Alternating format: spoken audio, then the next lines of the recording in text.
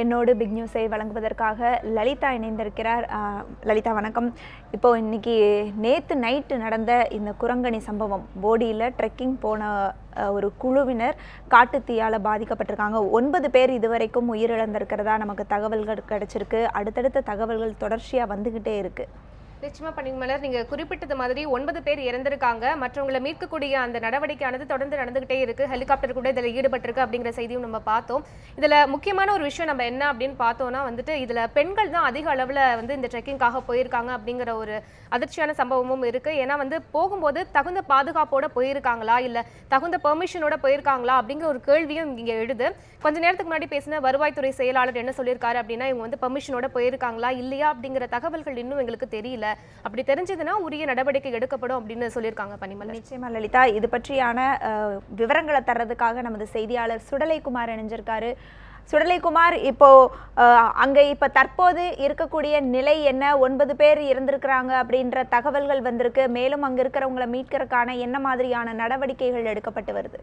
கண்டிப்பாக பனிமலர், நான் முன்னதாக கூறியபடியே நேற்று முன்தினம், அதாவது சனிக்கிழமை அன்று அதிகாலை குரங்கணி, தேனி மாவட்டம் குரங்கணி என்ற அந்த மலைப்பகுதியின் அடிவாரத்திலிருந்து மலையேற்றத்திற்காக அந்த குரங்கணி மலைப்பகுதியின் அடர்ந்த வனப்பகுதியில் இருக்கின்ற குடக்கு மலைக்கு ட்ரெக்கிங் செல்லக்கூடிய சென்னையிலிருந்து 27 பேரும் 12 பேர் ஈரோடு மாவட்டத்தைச் சேர்ந்த 12 பேர் என மொத்தமாக 39 பேர் மலையேற்றமாக சென்றிருக்கின்றனர். நேற்றைய தினம் ஞாயிற்றுக்கிழமை அன்று காலை அங்கிருந்து அவர்கள் மீண்டும் இங்கு தர இறங்கும் பொழுது பகல் 2 மணி அளவில் அவர்கள் பகல் உணவை அருந்து கொண்டிருக்கும் பொழுது அடர்ந்த வனப்பகுதிக்குள் திடீரென்று காட்டுத்தீ அதிக அளவில் பரவியுள்ளது. இந்த காட்டுத்தீயிலிருந்து தப்புவதற்காக அங்கிருந்து அனைவரும் தனித்தனியாக சென்றனர். இந்த நேரத்தில் அந்த தனித்தனியாக செல்லும் போது மிகவும் ஆழமான பள்ளங்களில் சுமார் 8க்கும் மேற்பட்டோர் உள்ளே விழுந்திருக்கின்றனர். அந்த 8 பேருக்கும் மேற்பட்ட 9 பேர் தான் தற்பொழுது உயிரிழந்துள்ளதாக தகவல்கள் வெளியாகியுள்ளது. மீதமுள்ள 27 பேர், அதாவது நேற்று மாலை கிட்டத்தட்ட 4 மணிக்கு இந்த தகவல்கள் வெளியே வர துவங்கியது. அந்த நிமிடம் முதல் உடனடியாக 108 ஆம்புலன்ஸ் மற்றும் தீயணைப்பு துறையினர், அந்த பகுதியைச் சேர்ந்த குரங்கணி மலை அடிவார பகுதியைச் சேர்ந்த கிராம மக்கள், தீயணைப்பு துறையினர், மீட்பு குழுவினர், காவல்துறையினர் மற்றும் இந்த தேனி மாவட்டத்தைச் சேர்ந்த ஆயுதப்படை காவலரோட ஒரு பணியானது மிகவும் முக்கியத்துவம் வாய்ந்ததாக கருதப்படுகிறது. அவர்கள்தான் நேற்று மாலை முதல் தொடர்ச்சியாக இன்று காலை வரை 27 பேரையும் உயிரோடு மீட்பதற்கு ஒரு முக்கிய காரணம் என்று சொல்லலாம். அந்த ஆயுதப்படையைச் சேர்ந்த வீரர்களும், அந்த பகுதியைச் சேர்ந்த கிராம மக்களும், தன்னார்வலர்களும் மற்றும் வனத்துறையினருமே அவர்களை கிட்டத்தட்ட 13 கிலோமீட்டர் அந்த குரங்கணி மலையுடைய உச்சி பகுதியிலிருந்து அங்கிருந்து தங்களது தோளில் வைத்துக்கொண்டு போர்வேலை வைத்து கட்டிக்கொண்டு அவர்களை அங்கிருந்து மீட்டு கீழே கொண்டு வந்தனர். கீழே குரங்கணி மலையின் அடிவாரத்தில் உள்ள ஆரம்ப சுகாதார நிலையத்திற்கு அவர்களுக்கு முதலுதவி சிகிச்சை அளிக்கப்பட்டு தொடர்ச்சியாக தேனி மற்றும் மதுரை அரசு மருத்துவமனைகள் தற்பொழுது அவர்களுக்கு தீவிர சிகிச்சை அளிக்கப்பட்டு வருகிறது. இந்த மீட்கப்பட்ட 27 பேர்களில் 10 பேர் பூரண குணமடைந்து வீடு திரும்பியுள்ளனர். மீதமுள்ளவர்களுக்கு தற்பொழுது தீவிர சிகிச்சை அளிக்கப்பட்டு வருகிறது. இதில் 8 பேர் மதுரை அரசு மருத்துவமனையில், ராஜாஜி அரசு மருத்துவமனையில் தீவிர சிகிச்சை பெற்று வருகின்றனர். மீதமுள்ளவர்கள் தேனி அரசு மருத்துவமனையில் தீவிர சிகிச்சை பிரிவில் அனுமதிக்கப்பட்டு அவர்களுக்கும் சிகிச்சையானது அளிக்கப்பட்டு வருகிறது. தற்போதைய நிலவரப்படி மீட்பு பணி என்னவென்று பார்த்தோமானால் 27 பேர் உயிருடன் மீட்கப்பட்டுள்ளனர். மீதமுள்ள 12 பேரின் நிலை என்ன என்று பார்த்து கொண்டிருந்த போது தற்பொழுது சில நிமிடங்களுக்கு முன்பாகத்தான் தேனி மாவட்ட ஆட்சியர் அறிவித்துள்ளார். 9 பேர் உயிரிழந்ததாக அதிகாரப்பூர்வ அறிவிப்பானது வெளியிடப்பட்டுள்ளது. இதில் சென்னையைச் சேர்ந்தவர்கள் 6 பேர் உயிரிழந்துள்ளனர். ஈரோடு மற்றும் கோவையைச் சேர்ந்தவர்கள் 3 பேர், அதாவது கோவையைச் சேர்ந்த பிபில் தாமோதரன் உட்பட ஈரோடைச் சேர்ந்த 2 பேர் என 3 பேர் இங்கு உள்ளவர்களும், சென்னையை சேர்ந்தவர்கள் 6 பேர் என 9 பேர் இந்த தீக்காய, அதாவது காட்டு தீயின் காரணமாக அந்த அதிக அளவிலான, அதாவது மிக அதிக உயரமுள்ள அந்த பள்ளத்தில் விழுந்து அவர்கள் உயிரிழந்துள்ளனர். மீதமுள்ளவர்கள் உயிருடன் மீட்கப்பட்டு தற்பொழுது சிகிச்சைகளானது அவர்களுக்கு உரிய சிகிச்சை அளிக்கப்பட்டு வருகிறது. மேலும் மீட்பு பணியிலும் தொடர்ச்சியாக நேற்று மாலை முதல் தற்பொழுது வரை சுமார் 200க்கும் மேற்பட்டவர்கள், அனைத்து துறையைச் சேர்ந்தவர்களும் கிராம மக்களும் தற்பொழுது வரை அந்த குரங்கணி மலையுடைய உச்சி பகுதியில் தற்பொழுதும் அங்கே இருந்து கொண்டு அந்த மீட்பு பணியானது, அதாவது உயிரிழந்த அந்த சடங்களை மீட்கும் பணியிலானது தொடர்ச்சியாக ஈடுபட்டு வருகிறது. மேலும் மத்திய பாதுகாப்பு துறையின் சார்பாக 4 ஹெலிகாப்டர்கள் வரவழைக்கப்பட்டன. அதில் ஒன்று அந்த தீயை அணைக்கும் பணியில் பக்கெட்டை வைத்து தண்ணீர் எடுத்து தீயை அணைக்கும் பணியில் ஈடுபட்டு வருகிறது. மீதமுள்ள 3 ஹெலிகாப்டர்களும் அங்கு இருக்கக்கூடிய அந்த சடலங்களையும் வேறு யாராவது, அதாவது 9 பேர் உயிரிழந்ததாக கூறப்படுகிறது. 27 பேர் மீட்கப்பட்டுள்ளனர். மீதமுள்ளவர்கள் வேறு ஏதும் வனப்பகுதிகளுக்குள் இருக்கின்றார்களா என்பது குறித்து அந்த தேடுதல் பணியானது தொடர்ச்சியாக தற்பொழுது வரை நடைபெற்று வருகிறது. பனிமலர். சுடலைக்குமார், நீங்க சொன்னதை வச்சு பார்க்கும்போது அங்க எந்த அளவுக்கு மீட்பு பணிகள் தீவிரமா நடந்துட்டு இருக்கு அப்படிங்கறத தெரிஞ்சுக்க முடியுது சுடலைக்குமார். இன்னும் மேல பார்த்தோம் அப்படின்னா இந்த மீட்பு பணிகளையும் தாண்டி இங்க நடக்கக்கூடிய இந்த விஷயமானது, இந்த காட்டு தீயானது எதனால ஏற்பட்டது அப்படின்னு முதற்கட்ட விசாரணையில் ஏதாவது தகவல் தெரிஞ்சிருக்கா? இது ஒரு மேன்மேட் டிசாஸ்டரா இல்ல வந்து இயற்கையாவே ஏற்பட்ட தீயா அப்படிங்கிற தகவல் ஏதாவது தெரிஞ்சிருக்கா சுடலைக்குமார்? கண்டிப்பாக நாம் பார்த்து கொண்டிருக்கிற அந்த குரங்கணி மலைப்பகுதியானது தற்பொழுது வெயில் காலம் என்பதால் அங்கு உள்ள பயிர்கள், அதாவது அங்கு உள்ள செடிகள் அனைத்துமே காய்ந்த நிலையில் இருக்கின்றன. இது போன்ற கோடை காலங்களில் தானாகவே எரிவதற்கு ஒரு வாய்ப்பு இருக்கிறது. இது மட்டுமின்றி அங்கு இருக்கக்கூடிய அந்த பகுதியைச் சேர்ந்தவர்கள் ஒரு சிலர் அந்த மரங்களையும் அரிய வகை மரங்களை எடுப்பதற்காக சிலர் சமூக விரோதிகள் அதற்கு தீ வைத்ததாகவும் கூறப்படுகிறது. மேலும் ஒரு சிலர் இங்கிருந்து சென்றவர்கள் சிகரெட் போன்ற அந்த புகை இதனை அங்கே கீழே விட்டு சென்றதால் அதனால் ஏற்பட்ட அந்த தீயானது தொடர்ந்தாக இருப்பதாக கூறப்படுகிறது. இப்படியாக 3 கட்ட தகவல்கள் தெரிவிக்கப்படுகிறது இந்த தீ பருவதற்கு காரணம். ஆனால் முழுமையான தகவல்களை தற்போது வரை தெரியப்படுத்தப்படவில்லை. தற்போது நிலவரப்படி அந்த மீட்பு பணி மட்டுமே முழுவீச்சில் நடைபெற்று வருகிறது. முழுமையாக அந்த மீட்பு பணி நிறைவடைந்த பின்னரே இந்த காட்டு தீ எதனால் பரவுகின்றது என்பது குறித்த முழுமையான தகவல் தெரிய வரும். சாதாரணமாக பார்த்தோமானால் இந்த பகுதி, அதாவது குரங்கணி மலையில் உள்ள தற்போதைய நிலவரப்படி மிகவும் கோடை காலம் என்பதால் காய்ந்த செடிகளின் காரணமாகவே அந்த காட்டு தீ அதிக அளவில் பரவியுள்ளது. அதன் காரணமாகவே அங்கு ஏற்பட்டுள்ளது. மேலும் இவர்கள் ட்ரெக்கிங் செல்லக்கூடியவர்கள் சென்னையைச் சேர்ந்த அந்த 27 பேரும் முறையான அனுமதி இல்லாமலும் முறையான வழிகாட்டுதல்கள் இல்லாமலும் சென்றதன் காரணமாகவே இந்த காட்டு தீயில் அவர்கள் சிக்கிக் கொண்டதற்கு ஒரு முதற் காரணம் என்று கூறப்படுகிறது. ஏனென்றால் அவர்கள் முறையான அனுமதியும் முறையான வழிகாட்டுதலோடு சென்றிருந்தால் இது போன்ற செயல்களில் அவர்கள் சிக்கியிருக்க மாட்டார்கள். ஏனென்றால் அவர்களுக்கு முறையாக எந்த பகுதிக்கு செல்ல வேண்டும், காட்டு தீ ஏற்பட்டால் அதாவது எதிர் திசையில் செல்ல வேண்டும், மேலும் பாறைகளின் இடுக்குகளுக்குள் இருந்திருக்க வேண்டும். இது போன்ற பல்வேறு அறிவுரைகள் அவர்களுக்கு அறிவுறுத்தப்பட்டிருக்கிறோம். மேலும் அங்கிருந்த வனத்துறையினர் அவர்கள் கூட அனுமதி வாங்கி சென்றிருந்தால் வனத்துறையினர்கள் அவர்களை பாதுகாப்பாக கொண்டு சென்றிருக்கிறார்கள். எந்த பகுதி வழியாக வர வேண்டும், இந்த பகுதியில் காட்டுத்தீ என்றால் மாற்று வழியாக கீழே வந்துவிடலாம். இது போன்ற பல்வேறு வழிகளை அவர்கள் தெரிவித்திருந்திருக்கலாம். ஆனால் இது போன்று அவர்கள் முறையாக அனுமதி பெறவில்லை என்றுதான் தற்பொழுது முதற்கட்ட விசாரணையில் தெரிய வருகிறது. பனிமலர். சுடலைக்குமார், தொடர்ந்து இணைப்பிலே இருங்க, நம்ம பேசலாம். தொடர்ச்சியாக முதலமைச்சர் எடப்பாடி பழனிசாமி அவர்கள் தேனி புறப்படுகிறார். இந்த விபத்தை பார்வையிட, அங்கு இருக்கக்கூடிய பாதிக்கப்பட்டவர்களை பார்வையிட. இது பற்றியான செய்திகளை வழங்குவதற்காக நமது செய்தியாளர் லாவண்யா தொலைபேசி வழியே இணைந்திருக்கிறார். லாவண்யா, இப்போ முதலமைச்சர் தேனி புறப்படுவதாக செய்தி வந்திருக்கிறது. இது பற்றியான விவரங்களை கொடுங்க. தமிழக முதலமைச்சர் எடப்பாடி பழனிசாமி தற்பொழுது தேனி செல்ல இருக்கிறார். அதாவது மதுரையில் சிகிச்சை பெற்று வரக்கூடியவர்களையும் அதே மட்டுமல்லாமல் தேனி மருத்துவமனையில் சிகிச்சை பெற்று வருபவர்களை சந்திப்பதற்காகவும் அவர்களை ஆறுதல் செய்வதற்காகவும் அவர் தேனி செல்ல இருப்பதாக தகவல்கள் வெளியாகியிருக்கின்றன. இன்று மாலை அவர் புறப்படுவதாகவும், இன்று மாலை அவர் மதுரைக்கு சென்று அங்கு மருத்துவமனையில் சிகிச்சை பெற்று வருபவர்களை நேரடியாக சந்தித்து ஆறுதல் கூற இருக்கிறார். அதனைத் தொடர்ந்து தேனி மருத்துவமனையில் சிகிச்சை பெற்று வருபவர்களையும் சந்திக்க இருக்கிறார். குறிப்பாக குரங்கணியில் நடைபெற்றிருக்கக்கூடிய இந்த ஒரு சம்பவமானது மொத்தமாக 27 பேர் உயிருடன் மீட்கப்பட்டிருக்கிறார்கள். 9 பேர் இறந்த நிலையில் மீட்கப்பட்டிருக்கிறார்கள். இது தொடர்பாக பல்வேறு கட்ட நடவடிக்கைகளில் அவர்களுடைய மீட்பு பணியானது மேற்கொள்ளப்பட்டிருந்தது. மொத்தமாக சென்னையை சேர்ந்த 24 பேரும் அதாவது சென்னையிலிருந்து 27 பேர் மலையேறுதலுக்காக சென்றிருக்கிறார்கள். அதில் 24 பேர் மட்டுமே மலையேறி இருக்கிறார்கள். 3 பேர் அவர்களுடைய உடல்நிலை சரியில்லாத காரணத்தினால் மலையேறுதலை தவிர்த்து இருக்கிறார்கள். அது மட்டும் இல்லாமல்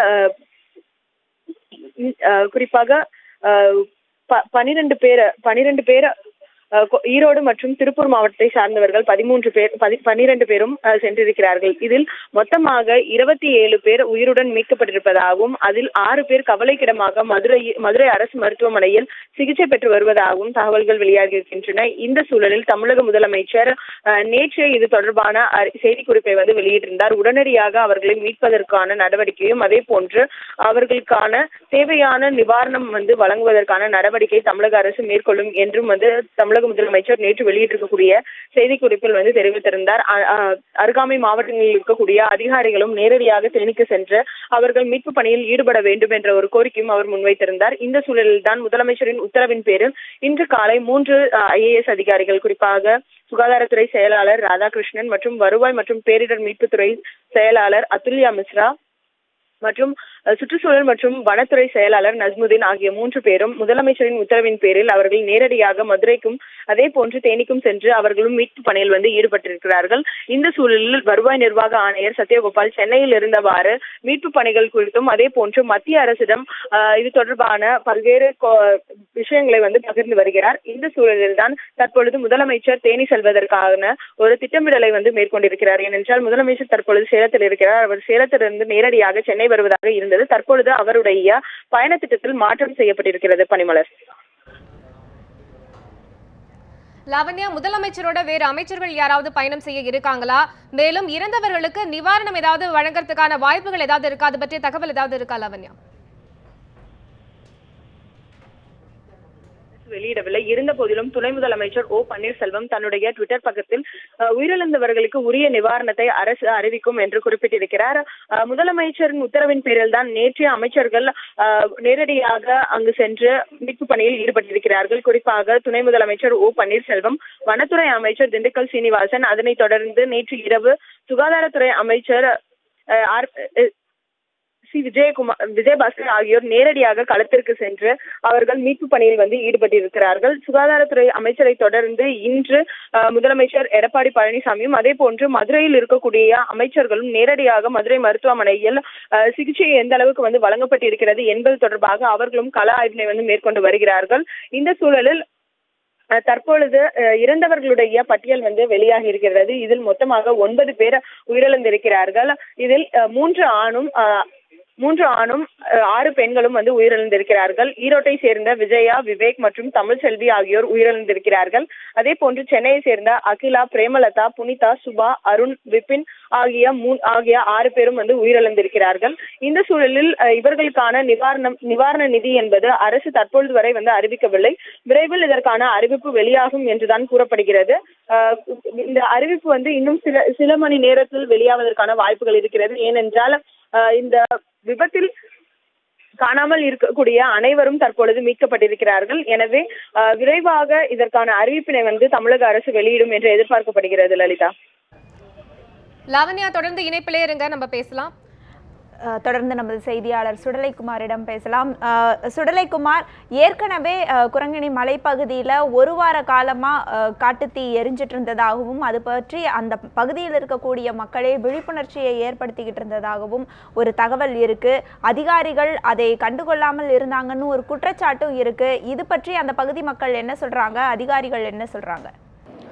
கண்டிப்பாக பனிமலர், அதாவது இந்த காட்டுத்தீ ஏற்பட்ட இடமானது மிகுந்த ஒரு அடர்ந்த வனப்பகுதி என்று சொல்லலாம். ஏனென்றால் கீழே, அதாவது பொதுமக்கள் நடமாடக்கூடிய அந்த பகுதியாகட்டும், குரங்கணி மலை அடிவார பகுதி மக்கள் வசிக்கக்கூடிய அந்த பகுதியாகட்டும், அதிலிருந்து கிட்டத்தட்ட 11 கிலோமீட்டருக்கு உயரத்தில் தான் தற்பொழுது நேற்று காட்டுத்தீ ஏற்பட்ட அந்த விபத்து இடமானது இருக்கின்றது. எனவே அந்த பகுதிக்கு சாதாரணமாக பொதுமக்கள் யாரும் செல்ல முடியாது.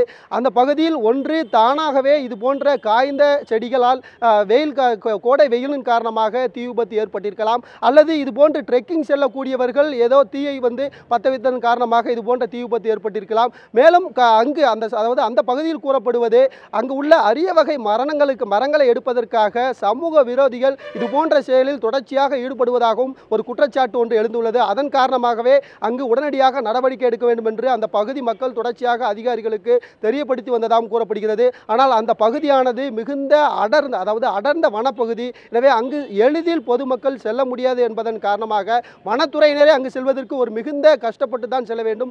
அந்த அளவிற்கு அடர்பகுதி, அதாவது மிகவும் அதிகமான அடர்ந்த வனப்பகுதி. எனவே அந்த பகுதிக்குள் பொதுமக்கள் எளிதில் செல்ல முடியாது. இருந்த போதிலும் தொடர்ச்சியாக அந்த அடிவார பகுதி மக்களுக்கு இது போன்ற விழிப்புணர்வுகள் தொடர்ச்சியாக தற்பொழுது இன்று கூட, நேற்று இந்த விபத்து ஏற்பட்ட உடனேயே துணை முதல்வர் ஓ பன்னீர்செல்வம் மற்றும் வருவாய்த்துறை அமைச்சர் RP உதயகுமார் மற்றும் வனத்துறை அமைச்சர் திண்டுக்கல் சீனிவாசன் உடனடியாக அந்த சம்பவ இடத்திற்கு சென்றனர். மருத்துவமனைகளுக்கு சென்று அங்கு நேரில் பார்வையிட்டனர். அதன் தொடர்ச்சியாக அந்த குரங்கணி மலை அடிவார பகுதிக்கு, அந்த பகுதிக்கு கூட நேரடியாக சென்று அவர்களை பார்வையிட்டு அவர்களிடம் பல்வேறு விஷயங்கள், அந்த மீட்பு பணிகளை முடுக்கிவிட்டனர். மேலும் அங்குள்ள பகுதி மக்களுக்கும் இது போன்ற தீ விபத்து இனிமேல் ஏற்படாமல் இருப்பதற்காக இந்த மாதிரியான நடவடிக்கை எடுக்க வேண்டும், இது போன்ற விழிப்புணர்வுகளும் தொடர்ச்சியாக ஏற்படுத்தப்பட்டுள்ளது. இன்று காலை மீண்டும் இன்று காலை தமிழக துணை முதல்வர் ஓ பன்னீர்செல்வம் அந்த இடத்திற்கு வரும்பொழுது கூட அந்த பகுதி பொதுமக்களுக்கு இது போன்ற இனிமேல் நிகழாமல் இருப்பதற்கு நீங்கள் தான் பார்த்துக் கொள்ள வேண்டும் என்று இது போன்ற பல்வேறு அறிவுரைகளை தமிழக முதல்வர் துணை முதல்வர் பன்னீர்செல்வம் பன்னீர்செல்வம் அவர்களும் அறிவித்திருக்கிறார். இதுபோன்று தொடர்ச்சியாக இது மட்டுமின்றி சுகாதாரத்துறை அமைச்சர் விஜயபாஸ்கர் அவர்களும் நேற்று நள்ளிரவு 1:45 முதல் தொடர்ச்சியாக இந்த அரசு மருத்துவமனைகளிலும் அந்த பகுதி குரங்கணி மலை அடிவார பகுதியில் உள்ள ஆரம்ப சுகாதார நிலையங்களுக்கும் உடனடியாக சென்று 13 ஆம்புலன்ஸ்கள் மற்றும் தீக்காய பிரிவைச் சேர்ந்த பல்வேறு பிரபல மருத்துவர்கள் என அனைவருமே இந்த பகுதிக்கு வந்து அவர்கள் உடனடியாக அந்த மீட்பு பணிகளையும் சிகிச்சைகளும் முடக்கிவிட்டனர். பனிமலர். சுடலைக்குமார், விரிவான தகவல்கள் கொடுத்தீங்க. அடுத்தடுத்த செய்திகளில் மீண்டும் உங்களை தொடர்பு கொள்கிறோம். மிக்க நன்றி. அடுத்ததா பனிமலர், குரங்கணி மலைப்பகுதியில் ஏற்பட்ட காட்டு தீயில சிக்கியவர்களை மீட்கும் நடவடிக்கைகள் குறித்தும் மீட்கப்பட்டவர்களுக்கு அளிக்கப்படும் சிகிச்சை குறித்தும் தேனி மாவட்ட ஆட்சியர் பல்லவி பல்தேவிடம் நமது செய்தியாளர் நடத்திய நேர்காணலை தற்போது பார்க்கலாம். ஹெலிகாப்டரும் இருக்குது, நம்மளோட போலீஸ்லேருந்து ஃபயர் டீம், ஃபாரஸ்ட் டீம் எல்லாருமே அங்கே வந்து அந்த ஹில்ஸ் இருக்காங்க. இப்போ அவங்களும் இவங்களும் சேர்ந்து கோஆர்டினேட் பண்ணி தான் ரெஸ்கியூ ஆப்ரேஷன்ஸ் நடத்திட்டு. இதில் வந்து இப்போ ஏர்லி மார்னிங்கில் ஒரு 12 பேர் இப்போ ரெஸ்கியூ பண்ணியிருக்காங்க மேடம். 12 பேருமே வந்து ஒரு 6 பேருடைய நிலவரம் இல்லை, அவங்க எல்லாருமே ஹாஸ்பிட்டலில் சேர்த்துருக்கோம். நான் காலையில் ஒரு 4 மணி அளவில் கூட வந்து நம்மளோட மெடிக்கல் காலேஜ் ஹாஸ்பிட்டல் விசிட் பண்ணி அவங்களிடம் பேசினேன் எல்லாருக்கிட்டையுமே. ஸோ அவங்க எல்லாருமே தைரியமாக இருக்காங்க. நாங்களும் தைரியம் கொடுத்து எந்த வகையில் எந்த சிகிச்சை வந்து பெஸ்ட்டாக வந்து நம்ம கொடுக்க முடியுமோ அது எல்லாமே வந்து அளித்து வருகிறோம். ஸோ எல்லாரும் வந்து நல்லபடியாக மீட்கணும் அப்படிங்கிறது தான் எங்களோட முழு வீழ்ச்சியில் வந்து கவனம் இருக்கிறது. So hopefully they all come out.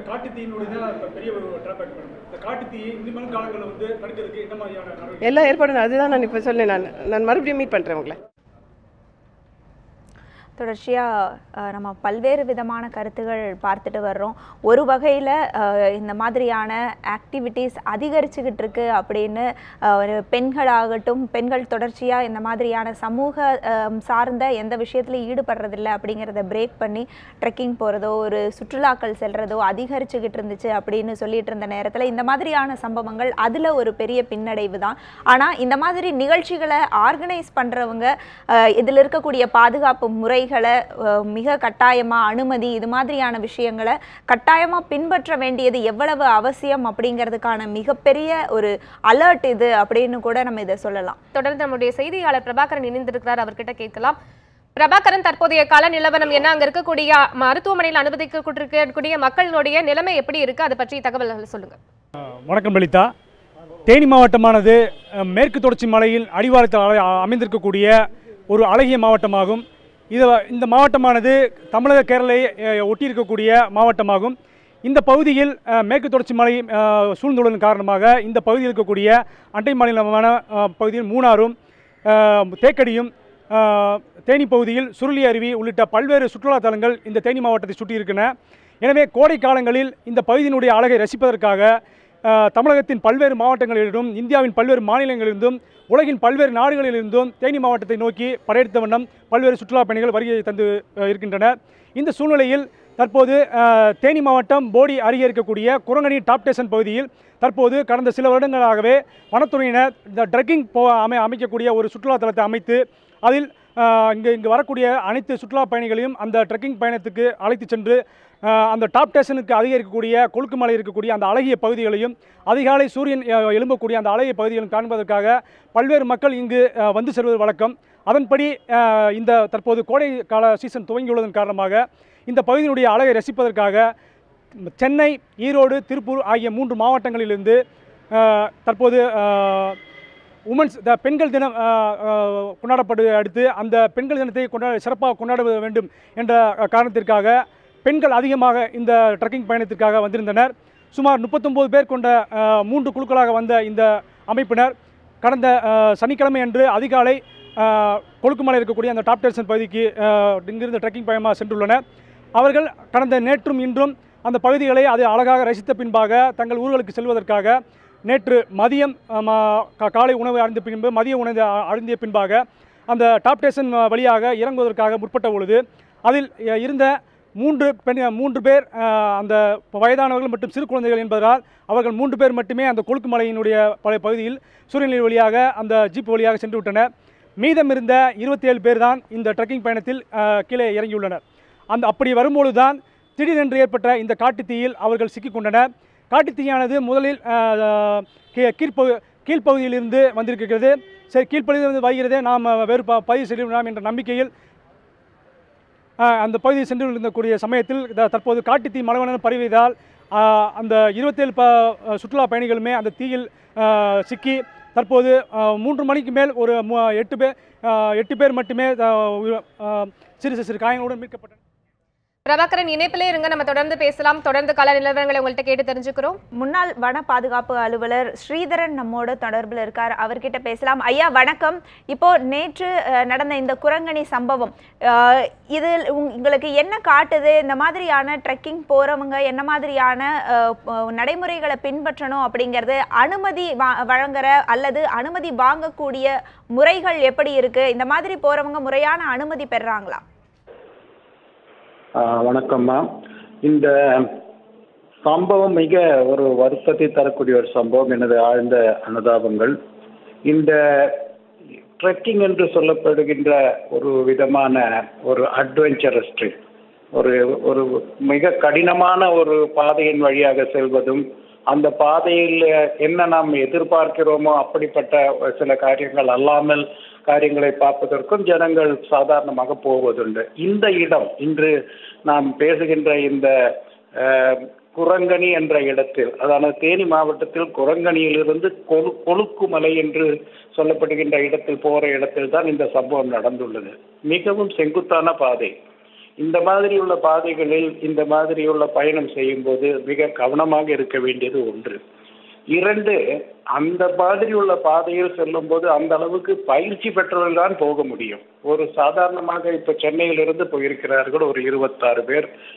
அவர்கள் சாதாரணமான பெண்கள், சாதாரணமாக மாணவர்கள். அவர்களுக்கு எந்த அளவுக்கு இதில் அனுபவம், இந்த மாதிரி உள்ள செங்குத்தான பாதையில் செல்லக்கூடிய அனுபவம் கிடையாது.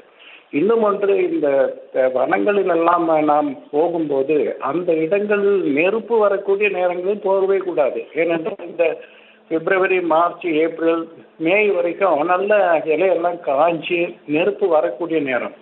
ஃபாரஸ்ட்டுகளில், காடுகளில் தீ பரவுகின்ற நேரங்களே இந்த மாதங்கள். இந்த மாதங்களில் அதை தவிர்ப்பது நல்லது. அப்படி வனத்துறையும் அதில் சாதாரணமாக இந்த நேரங்களில் ஆட்களை இந்த இடங்களில் போவதற்கு அனுமதி தருவது நல்லதல்ல. 1. 2, அவர்கள் அந்த இடத்தில் போகுமையானால் அதற்கு போதிய வசதி இருக்க வேண்டும், போதிய காரியங்கள் செய்து முடித்து தான் போக வேண்டும். அது அல்லாமல் திடீரென்று போனால் அங்கே மெடிக்கல் ஹெல்ப்போ இல்லை எமர்ஜென்சி ரிலீஃப் மெஷர்ஸோ எதுவுமே இருக்காது. அப்படிப்பட்ட காரியங்களும் செய்தான் இந்த மாதிரியான அபாயகரமான இடங்களுக்கு செல்ல வேண்டும். அப்படி செல்லாமல் இருந்தால் இந்த மாதிரி வரும்போது என்ன செய்வது என்று தெரியாமல் தவிப்பார்கள், அங்கும் இங்கும் ஓடுவார்கள், பல காரியங்கள் செய்ய வேண்டி நேரிடும். இதுதான் பல உயிர்கள் சேதம் ஏற்படுகிறது, அல்லது அதிகமான அவர்களுக்கு காயமோ அப்படிப்பட்ட காரியங்களும் ஏற்படுகிறது. தவிர்க்க வேண்டும். அதே வனத்துறை எந்த இடத்தில் போகலாம், இந்த மாதிரியான ட்ரெக்கிங் எந்த நேரத்தில் போகலாம், எப்படிப்பட்டவர் போகலாம் என்பதை சரியாக வகுக்க வேண்டும். அதற்கு பயிற்சி பெற்றவர்கள் மட்டும்தான் அவர்களை கூட்டி செல்ல வேண்டும். அல்லாமல் இது ஒரு பொழுதுபோக்காக ஒரு பெரிய அட்வென்ச்சரஸ் ட்ரிப்ல சாதாரணமானவர்கள் போகக்கூடிய ஒரு காரியம் அல்ல. அது மட்டுமல்ல, இப்போதாவது பரவாயில்ல, நெருப்பு இன்னும் சில காரியங்களில் மிக அதிகமான வனத்தில் உள்ள வைல்ட் லைஃப் இருக்கும். மற்ற இதுலேயே பார்த்தீங்கன்னா லீச்சஸ் இருக்கும், டிக்ஸ் இருக்கும், மைட்ஸ் இருக்கும். இப்படிப்பட்ட காடுகள் போகும்போது ஆபத்து உண்டு. அதை தெரிந்து அதை தடுப்பதற்கான எல்லா விதமான ப்ரிகாஷன்ஸும் எடுக்கிற இடங்களில் தான் இது போக வேண்டும். இதுதான் என்னுடைய. திரு ஸ்ரீதரன், நீங்க குறிப்பிட்டீங்க இந்த மாதிரியான மாதங்கள்ல இந்த மாதிரியான ட்ரெக்கிங் அலோவ் பண்றது கூடாது அப்படிங்கிற மாதிரியான ஒரு கோரிக்கையை கூட நீங்க சொல்லியிருக்கீங்க. ஒரு வன அதிகாரியா இந்த மாதிரி பெர்மிஷன் கொடுக்குற வன அதிகாரிகள் பத்தி நீங்க என்ன நினைக்கிறீங்க? ஆக்சுவலா இப்ப இவங்க பெர்மிஷனோட போயிருந்தாங்க அப்படின்னா இந்த ஃபாரஸ்ட் ஆஃபீஸர்ஸ் தான் இதுக்கான காரணம் அப்படின்னு நம்ம சொல்லலாமா? மேலும் இங்க பார்த்தோம் அப்படின்னா ஒரு இந்த வெஸ்டர்ன் காட்ஸ் அப்படிங்கறதே ஒரு பயோடைவர்சிட்டி ஹாட்ஸ்பாட் அப்படின்னு சொல்லக்கூடிய ஒரு பகுதி. சோ எந்த அளவுக்கு ப்ரொடெக்ஷன் அங்க இருக்கணும் அப்படிங்கிற ஒரு கேள்விக்குறியும் இங்க வருது. நீங்க இதை எப்படி பாக்குறீங்க? அப்படி இது இப்போ ஒருத்தரை குற்றம் சொல்லுவதற்காக அல்ல, சாதாரணமாக அப்படி ஒரு பாலிசி டிசிஷன் எடுப்போமே ஆனால் அது நல்லது. அப்படி எடுத்த மாதிரி எனக்கு தெரியவில்லை. ஏனென்றால் என்னுடைய கருத்து மட்டும்தான் அது. அப்படி எந்த காலங்களில் நமக்கு போனால் நமக்கு வசதியாக இருக்கும், நமக்கு ஆபத்து இல்லாமல் இருக்கும், அப்படி என்ற ஒரு காரியத்தை தான் நான் சொன்னேன். ஒன்று. இன்னொன்று வனத்துறை இதுக்கான ஒரு வழிமுறைகள் எல்லோரையும் கலந்து ஆலோசித்து இந்த இதில் ஏற்படுகின்ற எல்லோரையும், அதில் பலரும் அதில் ஈடுபட்டிருக்கிறார்கள், அப்படிப்பட்ட ஒரு காரியம் தான் செய்கிறது. திரு ஸ்ரீதரன், இணைப்புல வந்து உங்களுடைய கருத்துக்களை பகிர்ந்தமைக்காக நன்றி. ஒரு வன அதிகாரியா என்னென்ன மாதிரியான முன்னெச்சரிக்கை நடவடிக்கைகள் அங்க எடுக்கப்படணும் அப்படிங்கிற தன்னுடைய ஆதங்கத்தையும் தன்னுடைய கோரிக்கையும் அவர் முன் வச்சிருக்காரு பணிமலர். நிச்சயமா நமது செய்தியாளர் பிரபாகரனிடம் தொடர்ந்து பேசலாம். பிரபாகரன், இப்போ அங்க மீட்பு பணிகள் ரொம்ப துரிதமா நடந்துகிட்டு இருக்கு. அதே மாதிரி அங்க இருக்கக்கூடிய அதிகாரிகள் இப்போ இங்க உள்ள ட்ரெக்கிங்க்கு போனவங்க முறையா அனுமதி பெற்றுட்டு போனாங்களா, அல்லது அதிகாரிகள் ஒருவேளை அனுமதி கொடுத்திருந்தால் இந்த காலகட்டத்தில் அனுமதி கொடுத்திருக்க கூடாது அப்படின்னு இப்போ நம்ம முன்னாள் வன அதிகாரி கூட சொன்னாங்க. எப்படி இந்த அனுமதி வழங்கப்பட்டது, இது பற்றியான விவரங்களை சொல்லுங்க. பனிமலை பார்த்தீங்கன்னா ஒவ்வொரு வருஷமே வந்து இந்த ட்ரெக்கிங் பயணத்துக்கு செல்லும்போது வந்து இங்கே அந்த பகுதியில் குரங்கணி பகுதியிலேயே போடி பகுதியில் இருக்கக்கூடிய அந்த காட்டு வழி பயணம் தெரிஞ்ச ஒரு அந்த பயணி மட்டும்தான் அந்த வரக்கூடிய சுற்றுலா பயணிகளை கைடு மாதிரி கூட்டு போய் அவங்கள கரெக்டாக வந்து கூட்டு வர்றது தான் வழக்கம். மேலும் பார்த்தீங்கன்னா அந்த இருக்கக்கூடிய வனத்துறை அதிகாரிகளும் கூட செல்ல வேண்டும் என்பது தான் கட்டாயமான ஒரு ரூல்ஸு. ஆக்சுவலாக இந்த ஆனால் வந்து வனத்துறை அதிகாரிகள் சொல்லக்கூடிய குற்றச்சாட்டு என்னென்னா, இங்கே இருக்கக்கூடிய 5000 ஹெக்டேருக்கு மேலே இருக்கக்கூடிய இந்த வனப்பகுதியை வந்து நாங்கள் வந்து சும்மா ஒரு 8 பேர் கொண்ட குழு மட்டும்தான், இந்த 8 பேர் மட்டும்தான் நாங்கள் வந்து இதை வந்து கண்ட்ரோலில் நாங்கள் பார்த்துக்கிருக்கோம். மீதம் இருக்கக்கூடிய பணிகளுக்காகவோ நாங்கள் மேலே செய்யணும்னாக்க அங்கக்கூடிய பழங்குடியின மக்களையும் பழியின மக்களையும் தான் நாங்கள் வந்து டெய்லி ஒரு சம்பளத்துக்கு அவங்களுக்கு நியமித்து அவங்கள மேலே போய் அந்த மாதிரி ரெஸ்கியூவானவர்கள் வந்து அவங்கள கூட கூட்டு போய் நாங்கள் பண்ண வேண்டிய சூழ்நிலை இருக்குது. சப்போஸ் இதுக்கு மீறி போனாலும் வந்து எங்களுடைய எங்களுக்கு உயிருக்கு உத்தவாரம் இல்லாத ஒரு சூழ்நிலை தான் அந்த மாதிரி நிலவிக்கு இருக்குது. மேலும் பார்த்தீங்கன்னா பனிமலை கடந்த ஒரு வாரமாகவே தேனி மாவட்டத்துக்கு கூடிய இந்த மேற்கு தொடர்ச்சி மலைகளில் தொடர்ந்து வந்து இந்த காட்டுத்தீ எரிஞ்சு வந்த வண்ணமாக தான் இருக்கிறது. மேலும் இவங்க வந்து இன்றைக்கு வந்தக்கூடிய அந்த 39 சுற்றுலா பயணிகளுக்குமே லோக்கல் இருக்கக்கூடிய அந்த சுற்றுலா கைடுகள் செல்லவில்லை என்பது தான் மிகப்பெரிய குற்றச்சாட்டு. அப்படி அவர்கள் லோக்கல் இருக்கக்கூடிய கைடுகள் செல்லவில்லை என்றால் வனத்துறையினர் அவர்களுடன் பாதுகாப்பாக சென்று அவர்களுக்கு உண்டான பாதை வழிகளை கரெக்டாக காண்பித்து அவர்களை முறையாக பாதுகாத்து வர வேண்டிய பொறுப்பு வந்து வனத்துறையினருக்கு மட்டுமே உள்ளது என்பது ஊர்ஜிதமாக உண்மை. இதை வந்து அவர்கள் செய்யவில்லை என்பதுதான் இங்கு உள்ள பொதுமக்களுடைய கருத்தாக இருக்கிறது. இது பற்றி பேசுவதற்காக நம்ம அந்த காட்டுத்தீ ஏற்பட்ட அந்த டாப் ஸ்டேஷன் பகுதிக்கு கீழே இருக்கக்கூடிய விவசாயிகள் நம்மோடு இருக்கிறார்கள். அவர்களிடம் இப்போது முக்கச்சாமி அவர்கள் இருக்கிறார். அவரிடம் சப்போது எல்லாம் ஐயா வணக்கம்.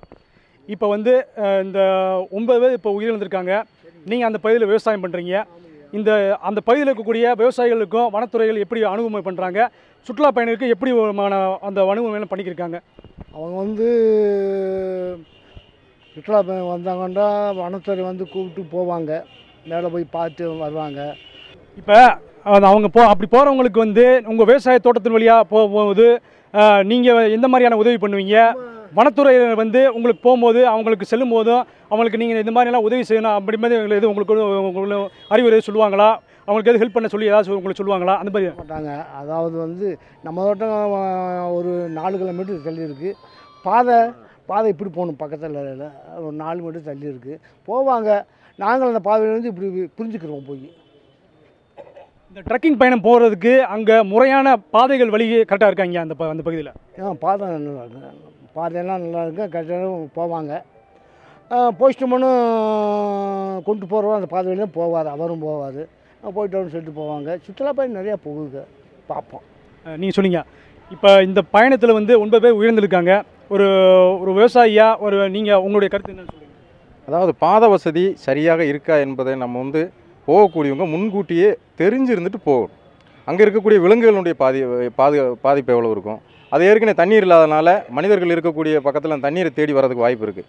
அந்த நேரங்களில் நம்ம வரிசை நடந்து போகும்போதும் ஆண்களோட உதவி கம்மியாகவும் பெண்கள் அதிகமாகவும் இருக்கவங்க ஃபஸ்ட்டு போகும்போது இங்கே லோக்கலில் இருக்க மக்கள்கிட்ட நல்லா கேட்டு நல்லா தெரிஞ்சுட்டு இங்கேருந்து சம்பளத்துக்கோ கூட கூட்டுட்டு போகணும். பெண்கள் வந்து இப்போ என்ன செய்கிறாங்கன்னா எதுலேயும் இறங்கி போயிடுவோம் முன்னாடி அப்படின்னு நினச்சி போகிறாங்க. எல்லா இடத்துலையுமே வெற்றி வர முடியாது. இப்போ வந்து அனுபவம் இருக்கிறவங்க சொன்னால் தான் ஒரு தீ வருது புகை வருதுன்னா அது எந்த பக்கம் வரக்கூடும் அப்படிங்கிறது இங்கே வாழக்கூடிய மக்களுக்கு தான் முழுசாக தெரியும். ஒரு சத்தம் கேட்டாலும் அது என்ன விலங்கினுடைய சத்தம் அப்படின்றது கூட இங்கே இருக்கவங்க கண்டுபிடிச்சிடுவாங்க. அப்போ இப்போ டவுனில் இருந்து வரவங்களுக்கு அது தெரியாது. அப்போ அனுபவமானவங்களையும் கூட கூட்டுட்டு கட்டாயமாக போகணும். அப்படி போனால் தான் இனிமேலும் இந்த மாதிரியான சம்பவங்கள் நடக்காமல் இருக்கும். இல்லைன்னா ஃபாரஸ்ட் அதிகாரியை மீட் பண்ணி அவங்ககிட்ட வந்து நல்லா டீச் பண்ணிவிட்டு புரிஞ்சதுக்கப்புறம் நம்ம வந்து நடைபயணத்தை மேற்கொள்ளணும். அப்போ யார் மேலே போய் சந்திக்கணும், மேலே யார் ஹெல்ப் பண்ணுவாங்க அப்படிங்கிற டீட்டெயில் கூட இவங்க வந்து சொல்கிறதுக்கு வாய்ப்பு இருக்குது. அங்கே இருக்க விவசாயி யாரை பார்க்கலாம், அவங்க நல்லா ஹெல்ப் பண்ணக்கூடியவங்க இருப்பாங்க. அப்போ அவங்கள கீழே இருந்தே தெரிஞ்சுக்கிட்டு போனாங்கன்னா, அப்போ இப்படி ஒருத்தவங்க போயிருக்காங்க, ஒரு டீம் போயிருக்கு அப்படிங்கிறது கீழே இருக்கவங்களுக்கும் அவங்க வந்து தெரிஞ்சிருப்பாங்க. இப்போ எந்த தகவலுமே இல்லாமல் போகிறது, எல்லாருமே ஏன்னா எல்லோரும் போகிறாங்க நம்மளும் போவோம் அப்படின்னு போவாங்க. ஆனால் அவங்க வந்து போய் அடிக்கடி பழக்கமானவங்களாக இருப்பாங்க. அவங்க வந்து அந்த ஒரு காட்டு மாடு வந்தாலும் பாதை இல்லாட்டி கூட காட்டு மாடுகிட்ட எப்படி மாறி விலையை நின்னோம்னா அது போயிடும் அப்படிங்கிறது அவங்களுக்கு தெரியும். அப்போ அந்த இடத்துல கொஞ்சம் சுழிவாக நின்றுக்கிடுவாங்க. இவங்களுக்கு தெரியாது, இவங்க ஃபோட்டோ எடுத்துகிட்டு பக்கத்துலேயே போவாங்க. அது சில நேரம் வந்து இந்த மாடு வந்து குட்டி போட்ட நேரமெல்லாம் அது கோவக்கறியோடு தான் இருக்கும். அப்போ அது மற்றவங்களுக்கு பார்த்தா தெரியாது. அப்போ அந்த குட்டி வந்து கொஞ்சம் மறைவாக இருக்கும். அப்போ அட்டாக் பண்ணுறதுக்கும் வாய்ப்பு இருக்குது. இந்த பாதிப்பு இல்லாமல் அந்த பாதிப்பு. பனிமலர், நம்ம சொன்ன மாதிரி பனிமலர் தற்போது இருக்கக்கூடிய இந்த பகுதி மக்களும் விவசாயிகளும் சொன்னது போல பாதுகாப்பிற்கு சரியான ஒரு கைடுகள் அவர்களோடு சென்றிருக்க வேண்டும் என்பது மிகப்பெரிய ஒரு குற்றச்சாட்டாக உள்ளது. மேலும் பார்த்தீர்களானால் இந்த பயணிகளை, சுற்றுலா பயணிகளை உபகரணங்களை அவர்களுக்கு முறையாக கொடுத்து அவர்களை பாதுகாப்பான பணியில் அவர்கள் தான் வழிநடத்திருக்க வேண்டும் என்பது மற்றும் உபகரணங்களை அவர்களுக்கு முறையாக கொடுத்து அவர்களை பாதுகாப்பான பணியில் அவர்கள் தான் வழிநடத்திருக்க வேண்டும் என்பது மிக முக்கியமான ஒன்று. ஆனால் வனத்துறையினரோ இதை முறையாக செய்யவில்லை என்பதுதான் இங்கே இருக்கக்கூடிய மிகப்பெரிய குற்றச்சாட்டாக உள்ளது. ஆகவே இந்த உயிரிழந்த 9 பேர் உடைய குடும்பத்திற்கும் அந்த சுற்றுலா பயணிகளுடைய உயிரிழப்பு மிகவும் ஒரு இன்றியமையாத ஒன்றாக உள்ளது. பனிமலர், அடுத்ததான் நம்ம செய்தியாளர் ஹமீத் நம்மிடையே இணைஞ்சிருக்காரு, அவர்கிட்ட பேசலாம். ஹமீத், இப்ப நிலைமை அங்க எப்படி இருக்கு? நீங்க மருத்துவமனை கிட்ட இருக்கீங்க, அங்க அனுமதிக்கப்பட்டிருக்கக்கூடிய மக்களுடைய நிலைமை எப்படி இருக்கு? அவங்களுக்கு எந்த அளவுக்கு தீக்காயங்கள் ஏற்பட்டிருக்கு? அவங்களுடைய நிலைமை இப்ப எப்படி இருக்குன்னு சொல்லுங்க ஹமீத். நிச்சயமா பனிமலர், மதுரை ராஜாஜி மருத்துவமனையில வந்து இதுவரை 8 பேர் அனுமதிக்கப்பட்டிருக்காங்க. 8 பேர்ல வந்து 4 பேருக்கு வந்து 90% தீக்காயத்திற்கு மேல இருக்கு. அவங்க வந்து கடுமையான ஒரு தீவிரமான சிகிச்சையில இருக்காங்க. மதுரை அரசு ராஜாஜி மருத்துவமனையில தேனி மாவட்ட தீ விபத்தில் சிக்கி காயமடைஞ்சவங்களுக்காக வந்து சிறப்பு தீக்காய சிகிச்சை பிரிவுல வந்து சிறப்பு வார்டு ஏற்படுத்தப்பட்டிருக்கு. மாவட்ட ஆட்சித்தலைவர் வீரராகவரை வந்து காலை 6 மணி முதல் வந்து இங்கு இந்த வார்டு அருகிலே இருந்து வரக்கூடிய உறவினர்களை சந்தித்து ஆறுதல் கூறுவதோடு சிகிச்சையும் வந்து முடுக்கிவிட்டு இருக்காரு. இந்த சூழல்ல பாத்தீங்கன்னா இதுவரைக்கும் வந்து மதுரைக்கு வந்தது வந்து மொத்தம் 11 பேர் சிகிச்சைக்கு வந்தவங்க. அதுல வந்து ஒரு ஆள் உள்பட 8 பேர் வந்து மதுரை அரசு ராஜாஜி மருத்துவமனையில் அமைக்கப்பட்டுள்ள சிறப்பு வார்டுல 5 மருத்துவர்கள் கொண்ட குழுவினால வந்து தீவிர கண்காணிப்புல இருக்காங்க. 3 பெண்கள் வந்து தனியார் மருத்துவமனையில அனுமதிக்கப்பட்டிருக்காங்க. இதுல வந்து பாத்தீங்க அப்படின்னா ஒரு பெண் வந்து கேரளாவை சேர்ந்தவர் மீனாங்கிற பெண் வந்து 70% தீக்காய சிகிச்சையோட சிகிச்சை பெற்று இருக்காரு. சென்னையை சேர்ந்தவங்க அதிகமா இருக்காங்க. ஈரோட்ல இருந்து வந்திருக்கக்கூடிய கண்ணங்கிறவர் வந்து தீவிர சிகிச்சை பிரிவுல இருக்காரு. மொத்தம் வந்து பாத்தீங்க அப்படின்னா 5 பேர் வந்து ஆபத்தான நிலைமையில இருக்காங்க. அவங்களுக்கு வந்து தீவிரமான சிகிச்சை அளிக்கப்பட்டு வந்துட்டு இருக்கு. அது போக வந்து பாத்தீங்க அப்படின்னா இங்க வந்து இந்த உறவினர்களுடைய வருகை அதிகமா இருக்கு. இந்த தேனி மாவட்ட தீ விபத்துல சிக்கி காயமடைந்து இங்க சிகிச்சை பெற்று வரவங்களுடைய உறவினர்கள் வந்து தகவல்களை தெரிஞ்சுக்கிறதுக்காக வந்து ஒரு சிறப்பு தகவல் மையம் வந்து அரசு ராஜாஜி மருத்துவமனை நுழைவாயில் அமைக்கப்பட்டிருக்கு. அதை வந்து வருவாய்த்துறை அலுவலர்கள் இருந்து அதை வந்து கண்காணிச்சுட்டு இருக்காங்க. அவங்க வந்து 2 நம்பர்களை கொடுத்திருக்காங்க. அவங்க இங்க சிகிச்சை பெற்று வரக்கூடியவர்களுடைய நிலையை பற்றி தெரிந்து கொள்வதற்கு அந்த 2 நம்பர்களை தொடர்பு கொள்ளலாங்கிற அறிவிப்பை வெளியிட்டிருக்காங்க. 2 மொபைல் நம்பர்கள் கொடுக்கப்பட்டிருக்கு. ஒன்னு வந்து 9445000586.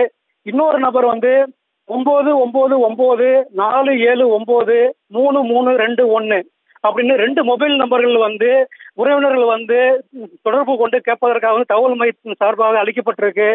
தொடர்ந்து வந்து இங்க பாத்தீங்க அப்படின்னா வந்து மருத்துவர்கள் வந்து தீவிரமா வந்து சிகிச்சை மேற்கொண்டு இருக்காங்க.